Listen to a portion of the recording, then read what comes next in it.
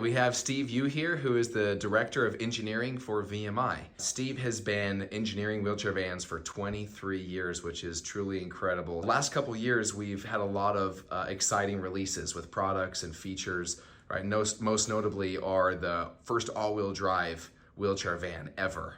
And then one of my personal favorites is Park Smart, which solves a real customer problem of helping customers to not get blocked out of their van when somebody parks too close. So now that we have all these products and features released, what is it that your engineering team is focusing on the most now?